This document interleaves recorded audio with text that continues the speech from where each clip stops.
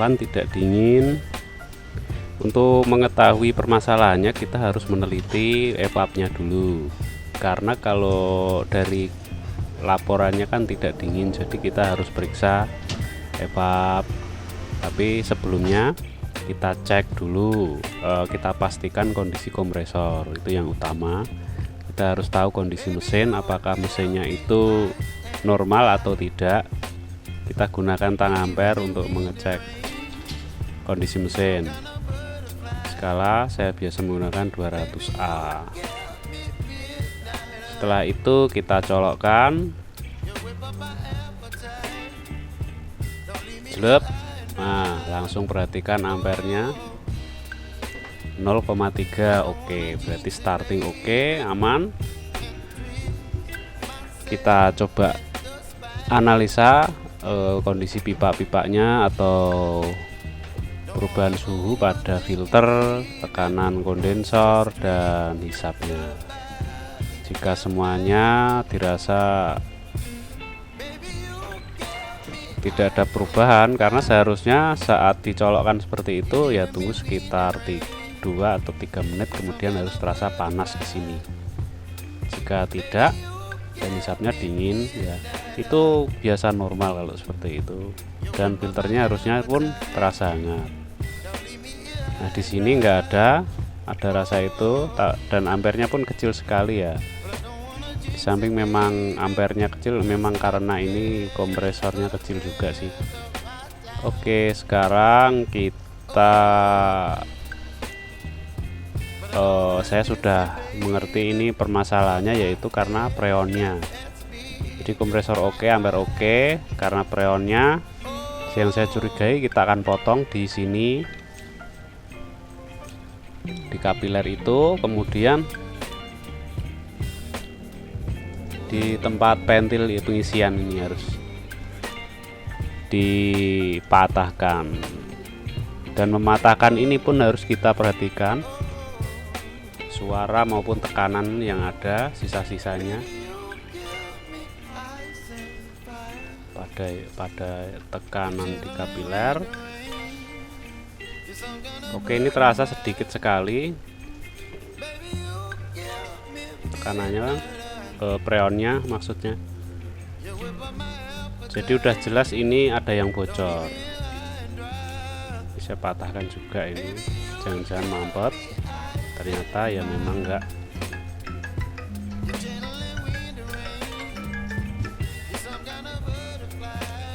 Ada telepon. Oke, kita lanjut.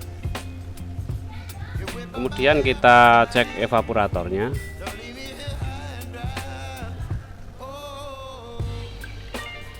Sekarang karena saya sudah mengerti ini karena bocor, jadi saya harus mencari permasalahannya. Nah, di sini kita harus perhatikan kondisi evapnya. Jika ada gelembung yang sudah mulai menunjukkan keropos atau catnya yang sudah mengelupas, situ wajib kita curigai. Kita kerik-kerik seperti ini. Jika memang nggak dalam nggak apa-apa, atau karatnya nggak begitu banyak, tidak masalah sih. Mungkin hanya mengelupas saja untuk catnya. Dan saya perhatikan di sini semua masih terasa bagus, jadi masih halus ya. Untuk keroposnya nggak begitu parah, yang di evap maksudnya. Jadi kemungkinan kecil ini ada bocor di evaporatornya, tapi kita teliti juga itu sambungannya, sambungan las. Kadang-kadang itu di bawah evap itu, maksudnya di atas evap itu ada yang keropos, biasanya seperti itu karena mungkin air mengumpul di situ. Oke, selanjutnya kita lepaskan pentil pengisian dan sambungan ini, kapiler dan pipa hisap ini harus dilepas semuanya.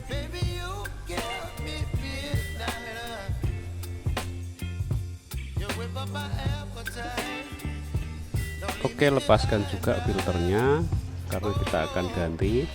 Dan sekarang kita akan mengambil kondensor penggantinya.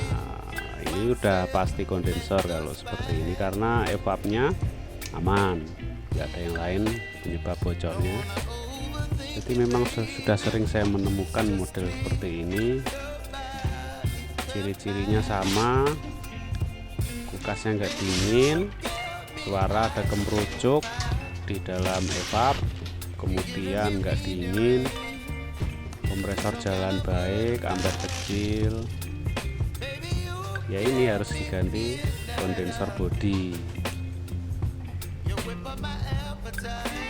Ini saya gunakan yang ukuran 10U karena barangnya kecil, karena satu pintu. Kalau dua pintu saya gunakan yang 12U. Siap, selanjutnya kita pasang baut ke bodi, kita tempelkan. Oh ya, ini biar tidak terlalu panjang, jadi saya lipat seperti ini. Saya potong kondensornya, kemudian saya lipat biar terlihat pendek, lalu terlihat panjang ke atas. Oke, setelah terpasang, kemudian kita pasang pipa tekanan ini. Bebas ya, mau dari bawah atau atas, tapi saya suka tekanannya dari atas.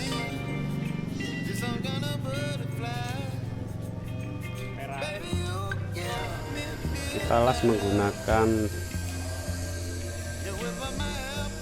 karena ini sudah saya sambung dengan tembaga, jadi saya menggunakan perak. Tapi satu sambungan yang di sebelahnya ini ada menggunakan kuningan. Kita harus gunakan kuningan untuk besi dan tembaga, menggunakan bantuan pijer. Setelah lasnya dirasa sudah bagus, kemudian kita sambung ke kompresor bagian tekan. Nah, ini kita lepas yang dari kompresor ini.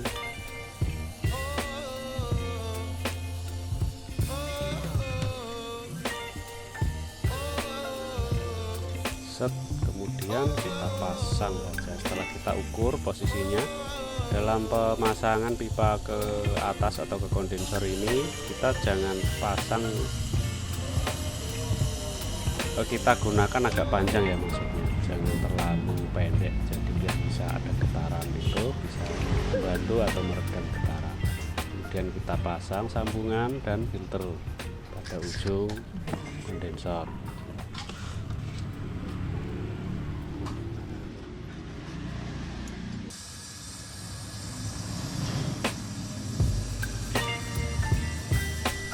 Gunakan kuningan dan bantuan pijer untuk menempelkan tembaga dengan besi kondensor.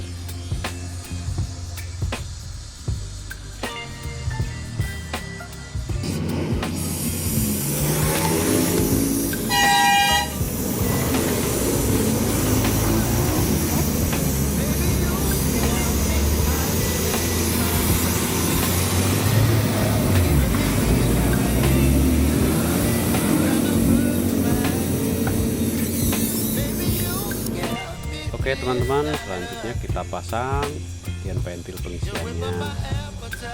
Di sini nggak saya lakukan flashing atau membersihkan kondensor dan evapnya, karena ini bukan karena kasus kecukir atau kena benda tajam. Jadi cukup saya mengganti kondensor saja, kemudian akan saya vakum dan kemudian saya isi itu saja.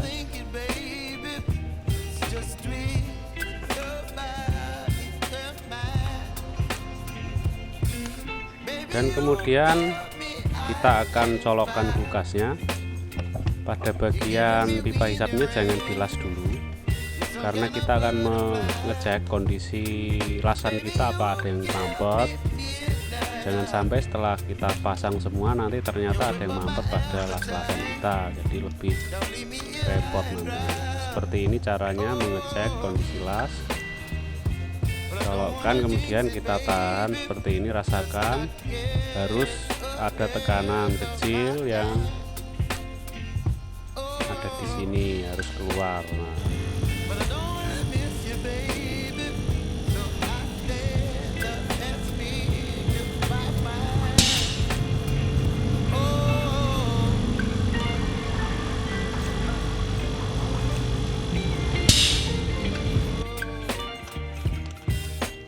Jika dirasa sudah oke, ada tekanan, sekarang kita boleh melakukan pengelasan di sini, sambung lagi.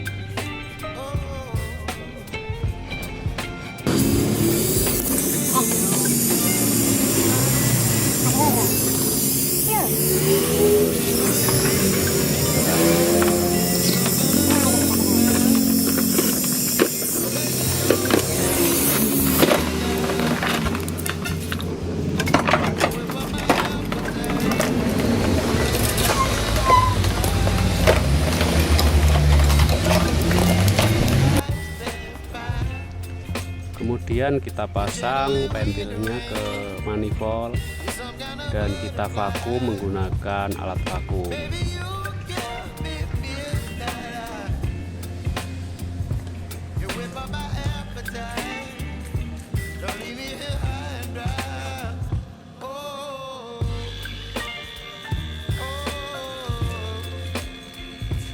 Selanjutnya kita tunggu di vakuman kurang lebih sampai 5 menit atau sampai benar-benar habis udara yang ada di sistem kulkas. Kemudian kita lepas dan kita sambungkan langsung ke freon. Ini saya tidak menggunakan metil, jadi saya langsung isikan saja dengan tekanan maksimal. Posisi mati saya isikan dulu tuh sekitar 70 PSI.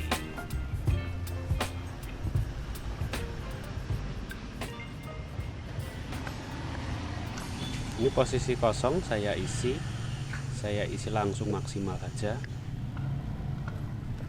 ya, saya isikan 70 PSI. Kemudian kita pasang ampernya untuk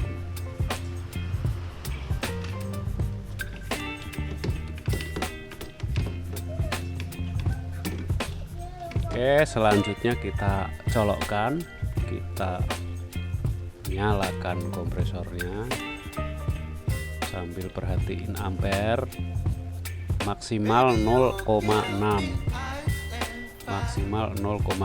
syukur-syukur hanya 0,4 atau 0,5 karena kompresor ini kompresor standar. Sambil kita rasakan kondensornya harus rata panasnya dan perhatikan tekanannya. Untuk tekanan saya akan isikan tekanan stabilnya itu 12 PSI.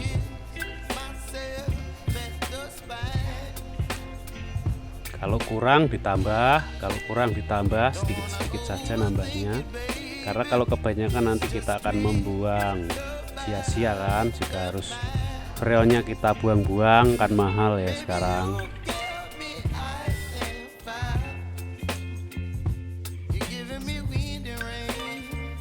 Kita cek filternya jika sudah panas apa belum, kita cek. Karena ini kurang saya tambahkan lagi, saya tambahkan sedikit demi sedikit. Jika tekanan padat sekitar 10 sampai 13 maksimal 15, tapi nanti biasanya kalau kita isinya langsung segitu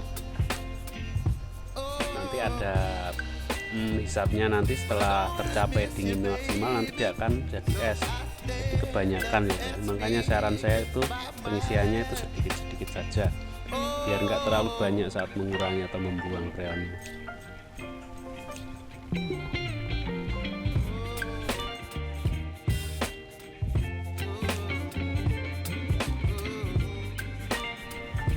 Kita cek evapnya. Nah, perhatikan yang bagian tekanan masuk dulu awalnya. Sini harus tetap jadi es. Istilahnya intinya beku ya, di bagian ini awal ini beku. Biarkan rata dulu. tapi nggak usah diperhatikan. Misalnya kita tunggu 5 menit kemudian itu juga lebih baik kok.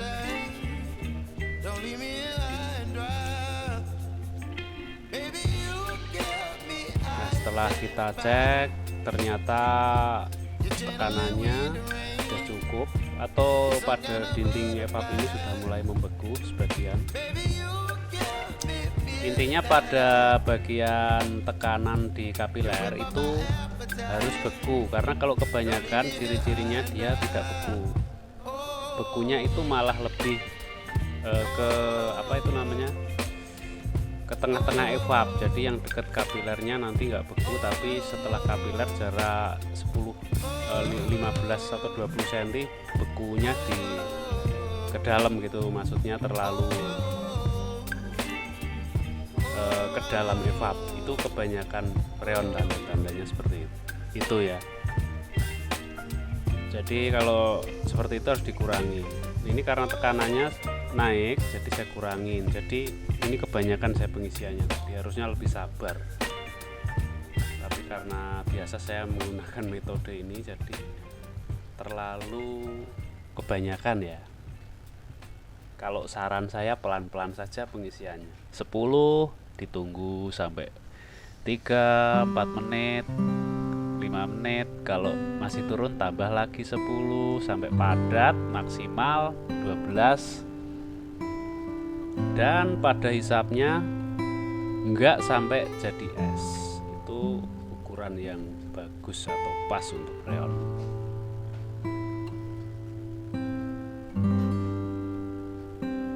Ini sudah baik, udah panasnya udah normal, ampernya juga kecil ternyata 0,3.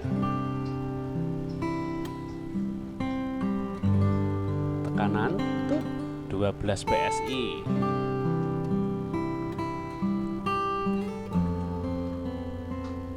Kemudian saya segel di sini.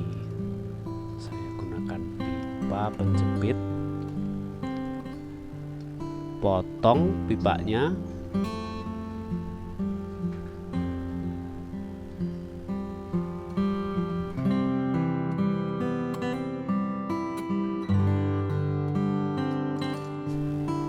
patahkan, gunakan tang. Ini kurang kenceng, saya kencengin lagi.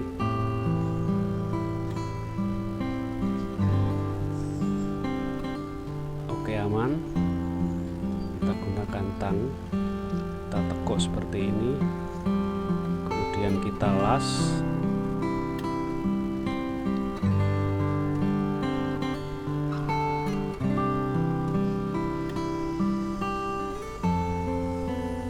Kita isi lubang ini dengan perak, atau kita sumbat menggunakan perak. Ini kita isi ya, intinya kita isi. Oleh kan namanya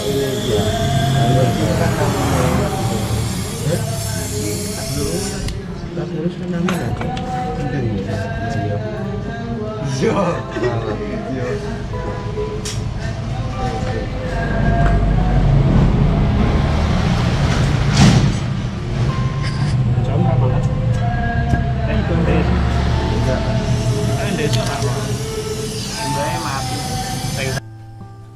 Oke teman-teman, pekerjaan selesai. Terima kasih sudah menonton video ini. Jangan lupa untuk like, share, dan subscribe. Sampai jumpa di tutorial servis yang akan datang. Salam servis-servis.